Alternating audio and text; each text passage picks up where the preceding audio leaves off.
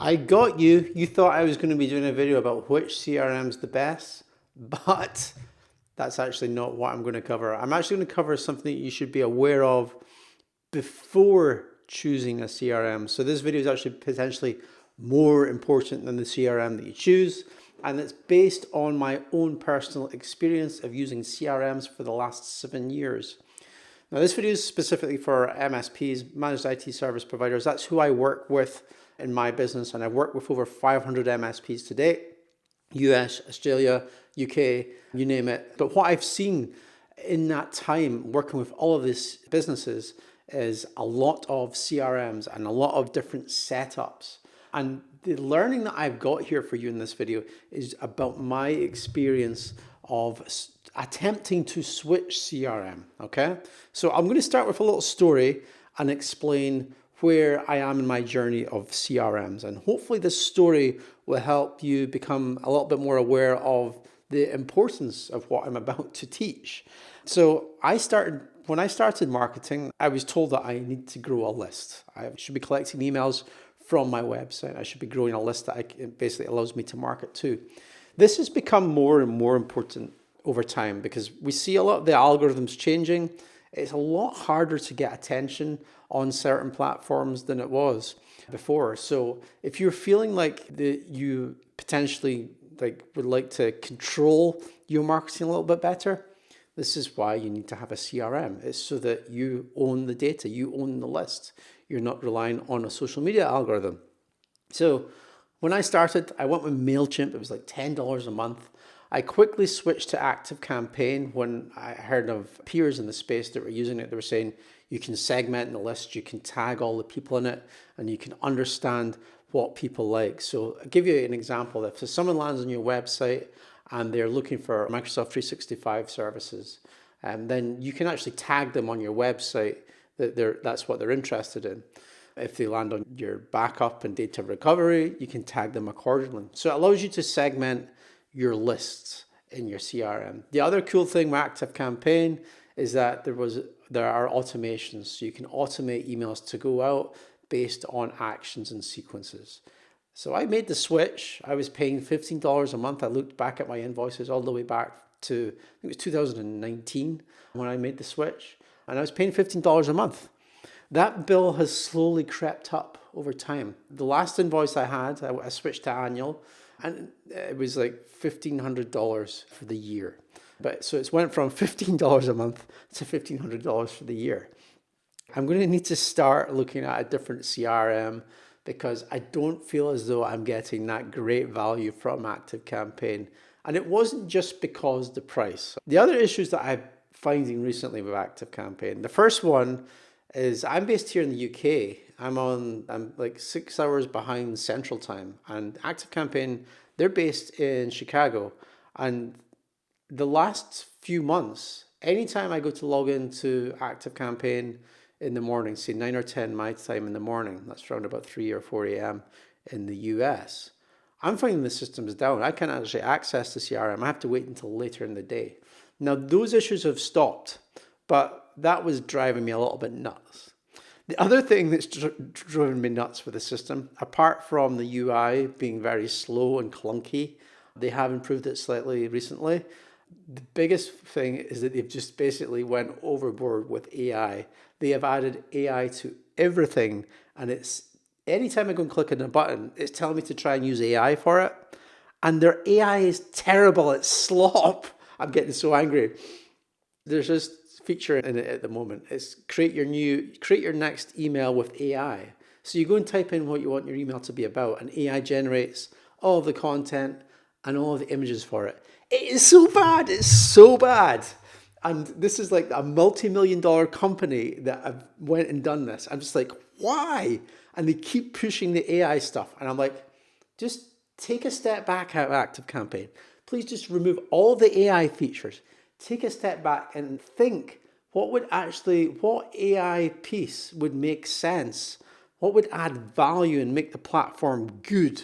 Now, to me, one that would be really good would be if there was an AI in the background. It didn't even have to be in the interface.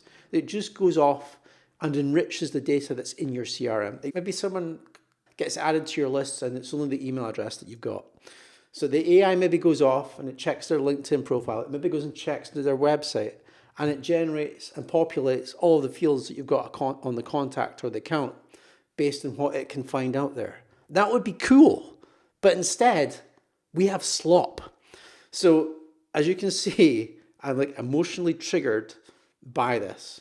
So this was like a kind of gradual thing. I thought, okay, I need to make the switch.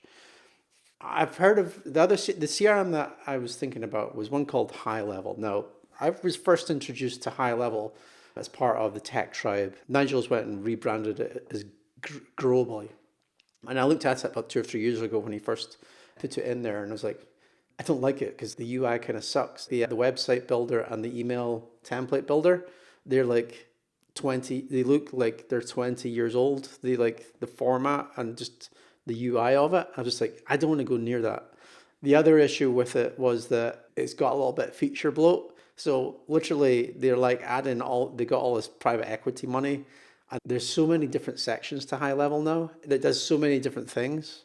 It's just all these buttons everywhere. So I was like, nah, it's not for me. I just want something simple. But because of what's happened with ActiveCampaign, I thought, let's take another look at High Level. And Nate from Tech Pro Marketing, he does MSP sites. He came to me and said, Scott, you got to try it out, man. It's so cool. He runs his whole business on it. And I know there's a few other peers in the space. Chris Weiser, 7-figure MSP. There's the guy at Growth Generators. But they're all on High Level, and they all have it for their clients as well. So I thought, okay, let me go and check it out. So I finally got my head around it. I got the agency version. Nate got the kickback and the referral for that. And I ran with it for about 3 or 4 months. Part of the migration, and this is the bit that's going to be useful for you, is the migration piece. This is where I learned the lesson. The migration piece, I thought, okay, how am I going to handle taking all the contacts out of my current CRM and putting them into my new CRM? There's 7 years worth of contacts there. I thought, let me just start with a High Level. Let me start fresh, and I'll just build a new list in there, and I can run the two in tandem, and I can gradually move the contacts over. What I was finding with High Level was the email deliverability being an issue. And I worked on this for some time. I use a tool called EasyDmark, which is great. It basically gets your SPF, your DKIM, and your DMARC all correct. So I used that, but I was still having deliverability issues in High Level. And I looked at like the sending services. So you can use like a dedicated IP, a dedicated domain. You can even use Amazon, is it SCS, their email sending service. But I was still having issues. Looking at the data, I wasn't always hitting the inbox. I was either going to the promotions tab or I was going to junk. And the only real change was my domain was still the same, but the only real change was that I was using High Level. So I looked at it a little bit more closely. And what I found is a change that I made in ActiveCampaign probably about 3 years ago. So I changed the word in my unsubscribe links. So when I send out an email, at the bottom of the email, it says, please let me know if you want to update your email preferences or something like that. It doesn't use the word unsubscribe. And I think the reason that my deliverability has been affected is because the word unsubscribe is appended to all emails that get sent out from a High Level. And this is one of the deciding factors when an email provider decides if it's junk, if it's unsolicited marketing, if it should hit the promotions tab or wherever it should go. And because of that, I was getting not great deliverability. I wasn't landing in the inbox. And if you think about the whole point of having a CRM for email marketing, the reason people need to be able to see your emails, you need to be hitting the inbox. And if that's not happening, then there's no point having a CRM. There's very little unless you're just using it from the sales perspective. So deliverability is like the number one deciding factor when it comes to choosing a CRM. Unfortunately, all the CRMs out there are never going to talk about their deliverability stats. It's like this unwritten metric. That's the big lesson here. And you might be thinking, that's not really that important to me, Scott. Why are you making such a big deal about deliverability?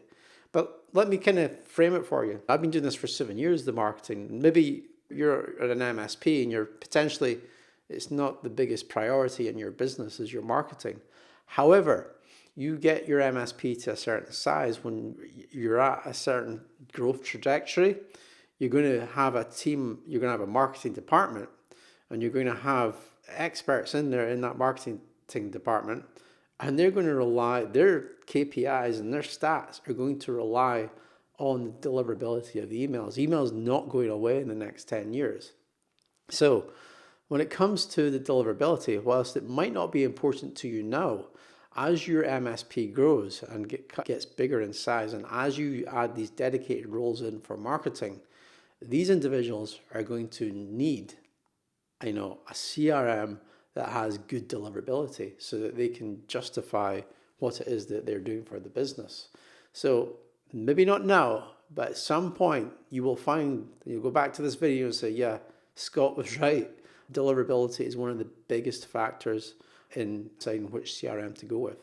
The other two that affect this is the quality of the leads in your system. Now, I see a lot of MSPs, they get advised to go and buy some data, buy a list, scrub the list, clean the list up, put it into their CRM. The issue with that is that's going to affect deliverability as well. Because when you go and email these contacts, and I've got one client just now, he's got, I think it's like 800 emails, and he's had someone scrape them off of LinkedIn, and they're now in his CRM. When you go and email all these people, some of them are going to hit the unsubscribe link, some of them are going to hit the junk button, and that's going to affect your email deliverability over time. So if you are enriching your CRM database with cold email addresses, it's going to affect your deliverability. Ideally, you want warm contacts that are engaging in your emails and your marketing activity that you're doing. And one of the ways that you can do this, there's obviously having like an effective lead magnet or an effective growth plan, and I can show you how to do that in IT Rockstars so that you are growing a warm list. But the other piece is actually look at the lead scores. So in a lot of CRMs, you can actually score a lead on how they're interacting with your emails. So if they're clicking the links, if they're going to your website, if they're replying to you, that can all go into a lead score in the system.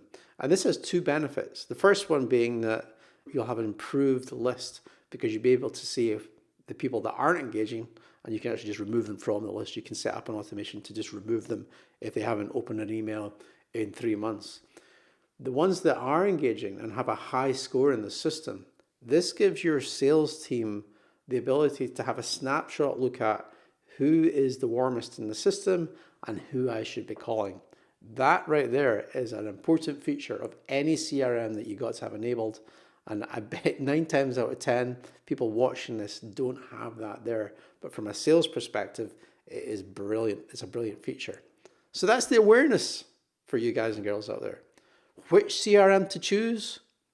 I don't know. That's up to you. You're the tech guys and girls, okay? So I don't know why you're watching a video about which CRM to choose.